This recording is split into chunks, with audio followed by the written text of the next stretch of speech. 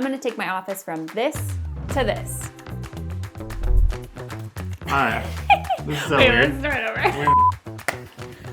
Okay, I was so late. Today I'm with Kendall, my beautiful fiance, because I'm gonna be helping her renovate her studio space, office, room, into a perfect YouTube/reel setup that's gonna be light and bright, especially for somebody like her who is a wedding photographer. Show me your room and show me like how you do your setups first, and then we can build from there. If I'm setting up for a Zoom mentorship or just a Zoom call, I set up my ring lights here, and it looks like this. I also have my window open as wide as it can go with a little diffusion just so it looks a little prettier.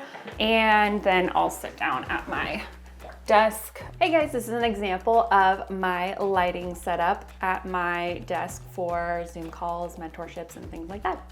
What Kendall's doing right now is actually a very good start, and there's a lot of proper techniques that she's using. The first step you're going to want to do is you're going to want to turn off any of your overhead lights. Overhead lights are going to be terrible for the look because it's going to create raccoon eyes and it's going to be very unflattering to the face. Next, we're going to shut all the blinds and remove any of the natural light. Now, the natural light in Kendall's setup was working really well because it lit up the room, but natural light can be unpredictable and can change the color temperature throughout the day, and especially during the weather. We want something that's going to be constant and always looking the same for her reels. The next most important step is to walk around with your camera and your lens to figure out where is the best place to actually angle your talking head setup. I'm going to stick to the corners of the room because this is going to create a bigger space in the room, but also create depth by using the walls of the distance of the walls leading line into the back corner. So I like it like this. This is great.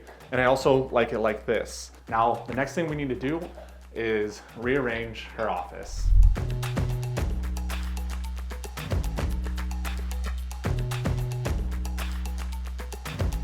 The first light we're going to work with is our key light, which is the light that is the main source light on your face. We're going to want it at a high 45-degree angle, and you can use the corner of your desk as a perfect reference of where you want it to be pointing. All the lights I'm using on the setup are all by iFootage. The reason why I'm using iFootage lights is because they have a high CRI rating. So for my key light, I'm using the iFootage 60DN. You don't really need a high powerful light. This one's perfect because it's super small and we can place it in there with the diffusion, and it's going to create a beautiful look for her. We're going to create this whole look with only 3 lights, really 2, but then we're gonna add one more light in to the background for texture. The next light we're gonna be using is the iFootage 220DN. This light is a little bit more powerful than the 60, but also still not super expensive, which is perfect for this setup. And all we have to do is throw a lantern on it, and this is gonna bring up our ambient light.